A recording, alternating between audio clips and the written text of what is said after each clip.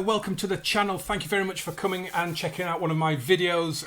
This is the second series of a little thing we're doing called Wipeout. The first series was with Manchester United, so if you haven't watched that one yet, there's a link in the description and it should have popped up somewhere, so get along and watch that. It's pretty good. Basically, the premise of the series is that we sell most of a club's players and we see what they do with that money. So as you can see, I am at Real Madrid, which hurts. I was going to do this wearing a Barcelona shirt, thought I'd better not. So basically, we sold all the players except a few, and I'll go into that in a second. They've got hundreds of millions of pounds now to spend. So what we're going to do is we're going to quickly look at what I've done, and then I'm going to resign as manager once I've shown you the finances, and we're going to put back in the guy that was in charge. So let's first of all go and have a look at the squad and see who's still there. So the premise was that any player that was bought in the summer of 2018, because of course we are at the start of the 2018-19 season, so any player that was bought in that summer stays, and anybody who is a Real Madrid youngster stays as well. Everybody else has gone.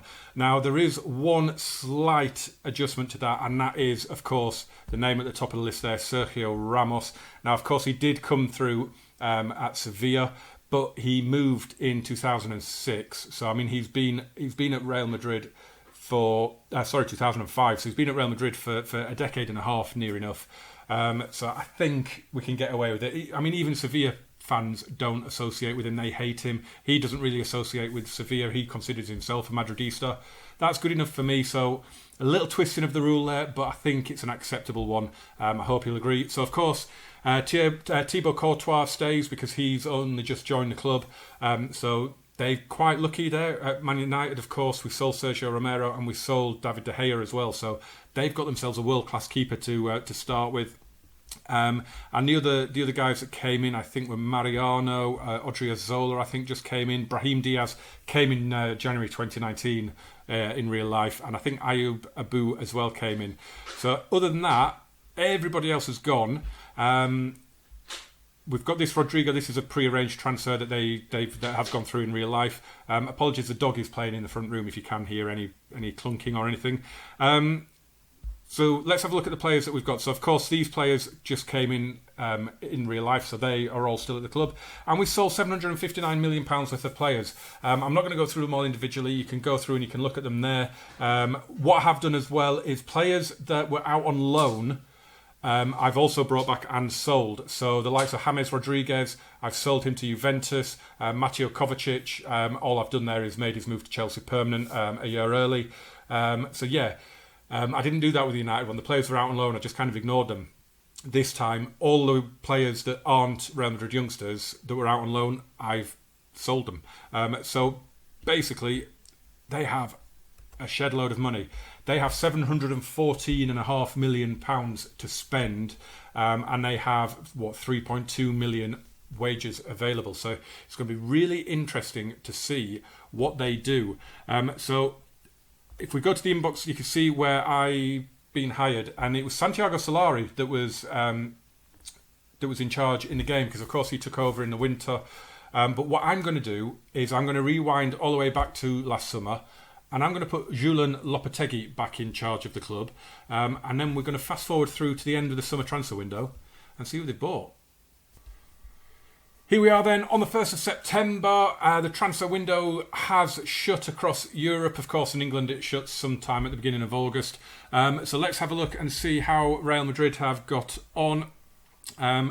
Wow. They won't have played, will they? 1st of September, it said 17th in the Spanish First Division there. I thought, what is going on? Let's have a look and see who they've bought first of all then. So they spent 343 million in total. So the players that they have brought in since we started this save, Mario Hermoso from Espanyol for 13.5 million, good signing. Christian Pavon from Boca for 4.2 million. I think that's that might be a release clause. Alex Lacazette from Arsenal, which I think I saw before. Did Man United sign him as well? Matthias de Ligt from Ajax for 27 million. Whoa, wow, that's a lot cheaper, isn't it? Juan Forlin from Oviedo, Idrissa Gueye from Everton, Yeray from Athletic Bilbao, Adrian Rabiot from PSG, spent a lot of money for a player that's out of contract, and Manu Trigueros, a decent midfielder from Villarreal. They haven't sold anybody else since we did it, but they have sent out a couple of players on loan. So not as many players as I thought. They've only signed, 1, 2, 3, 4, 5, 6, 7, 8, 9. I thought they would have signed a lot more than that. Have they called some players up from the B team then? Have they called up someone like Vinicius? Fede Valverde's been called up. Let's just take off the ones that are not at the club. Let's take off the loanees. So it makes it a little easier to read. So they haven't called up Vinicius. He's still down in the under-19s by the look of it. It's not a bad little squad. They have called up Lucas Zidane. Who else have they called up? Yeah, I think it's just Sergi Reguilon as well. Fede Valverde, as we said. And that is about it for players that they've called up. But it's a solid-looking squad. Possibly not the strongest at the minute. And they have already played a couple of games. So they've played the European Super Cup against Atletico Madrid, lost 3-2. And they have lost away at Valladolid on the first game of the season. So not a great start for them. I assume they are still penciled in to finish second. They are. But this is going to be really, really interesting now. So what we are going to do is, because we should be able to see how much they have in their finances. Let's have a quick look. In their transfer kitty, they've still got like 455 million, so they've still got loads of money to spend. So what we're going to do is we're going to fast forward now to the day after the winter transfer window, and let's get a little update on how they've been getting on. Here we are then on the 1st of February. The January transfer window has slammed shut. So a few things we need to find out then is obviously how Real Madrid are getting on in the league and the Champions League, and who they've got, if they've got through. And has Julen Lopetegui made it through Christmas into the new year? Of course, on the Man United one, Ole Gunnar Solskjaer was gone by Christmas, wasn't he? So has Lopetegui lasted longer? And then, of course, we've got to see who they have signed. So, without further ado, let us bring up the Real Madrid, and let's see. Well, you can see immediately there they're 7th in the Spanish First Division, which isn't great. They haven't still got Julen Lopetegui as manager. They've got Javi Gracia from Watford. So Julen Lopetegui made it through to midway through January. 20th of January he got sacked, and Javi Gracia has only been in charge for 3 days as he came from Watford. So that's an interesting little signing. Let's then get into the transfers, and then we can have a look at the fixtures. So they have spent a little bit more money, a bit more money. They've only bought 2 players, but boy, have they bought 2 players. So Marco Verratti has come in. They've been back to PSG to raid them after getting Adrian Rabiot, and they've given them 113 million for him, and João Felix as well, the guy who's gone to Atletico in real life. Let's have a quick look at him. Can we see how good he is? Does he have his? He's got his attributes masked, but he's a wonder kid, and in real life he's just gone to Atletico, so that's a very, very interesting one. In terms of players going out, they have sold Marcus Llorente to Chelsea for 7.5 million. Atletico, I think you got robbed in real life there then. So 564 million now spent. It's not really an issue at the minute because obviously they will make money during the course of the season, but yeah, they've still got over 300 million in the transfer kitty despite spending 180 in January. So let's have a look then at the First Division table, at the La Liga table, and it's Atletico. Wow! Atletico Madrid are romping clear at the minute. They are 16 points clear, around about the halfway stage. That is insane. 18 wins and a draw from 20 games. That is unreal. What a performance from Los Colchoneros at the minute as they look to win their second title in 6 years. Of course, Real Madrid have only won a couple in the last decade, so it'll be interesting to see if they can get themselves back on track.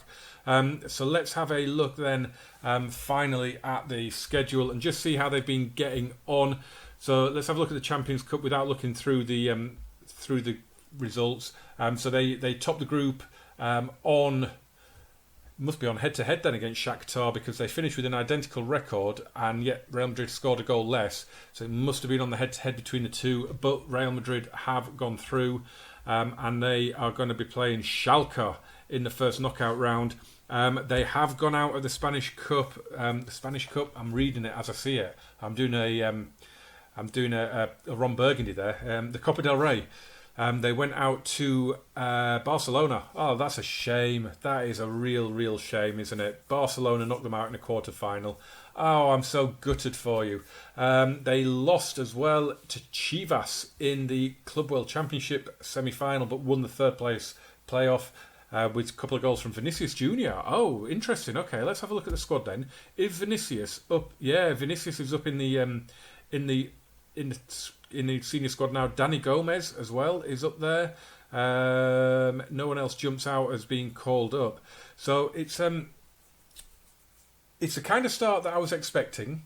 It always is a struggle this first season. They always tend to go through a manager as well, which is interesting. But it's looking really interesting going forward. Are they going to be able to get top four? They are currently, they're only a point behind. And to be fair, they're only 6 and 7 points behind the top 2 and 3. So, I mean, they're out of the title race. They're 23 points behind Atletico Madrid. But looking at that, with the signings of Verratti and João Felix, you would have thought that they would get top four. So let's see if they do. Of course, they finished top four. They got third in the end. They finished a point above Valencia, 15 points behind City rivals Atletico, who won the league after that amazing start to the season that they had, and 9 points behind the old enemy in Barcelona. So let us see how they got on in terms of performance for the players. So you can see we've got it arranged by goals. Alex Lacazette was their top scorer with 20 and got 5 assists as well. Mariano Diaz played a lot of games, surprisingly, 17 goals as well for him. Christian Pavon, as we see there, has had a fabulous debut season for them, playing over 50 games, getting 14 goals and 8 assists. Not the top assister, that goes to Idrissa Gueye, bizarrely. Defensive midfielder, not known for creating chances. Maybe he took the corners, something like that maybe. He got 10 assists and a couple of goals as well. Only one player didn't play a single game, and that is Javi Sanchez. A couple of players didn't start any games. But in terms of the squad performance, it looks okay. I mean, they finished third. It's not too bad. Let's have a look then at the schedule and let's see how they did. We'll get rid of all competitions and we'll bring in the Champions League. They got to the semi-final and they lost to Juventus, which is a bit of a shame for them, I guess. They lost away in Turin and then drew at home in the second leg. They put out Tottenham and Schalke and then finished, got through a group with Shakhtar, Galatasaray and Victoria Pilsen. Let us bring up, were they in this Super Cup? They were, we'd already seen that, didn't we? The Copa del Rey then, they got to the quarter-final and Barcelona knocked them out of that. And the Club World Championship, they finished in the third place playoff and they won that. So they lost to Chivas on penalties in the semi-final and then beat Sundowns of South Africa, I think. They beat them in the third place playoff. So let's have a quick look then at the Champions League. Just out of curiosity, who actually won it? It won't have been played yet, will it? Of course, it will not have been played yet. Who's in the final? It's Liverpool taking on Juventus in the final. So not really too bothered about that. If it had been Real Madrid, then we would have gone through and seen how they did. But what we're going to do now is we're going to go forward to the end of the next summer transfer window and see how they have reshaped their squad.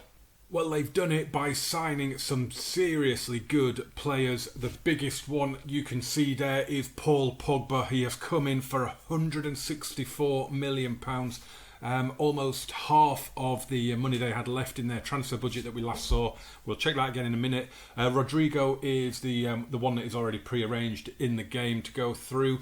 Anthony Lopez is coming from Lyon. He is a goalkeeper, so that's a pretty decent signing. He's been at Lyon for a long, long time. He's a bit of a legend at the club, so that's not a bad little signing for them. Good backup, good competition for Courtois.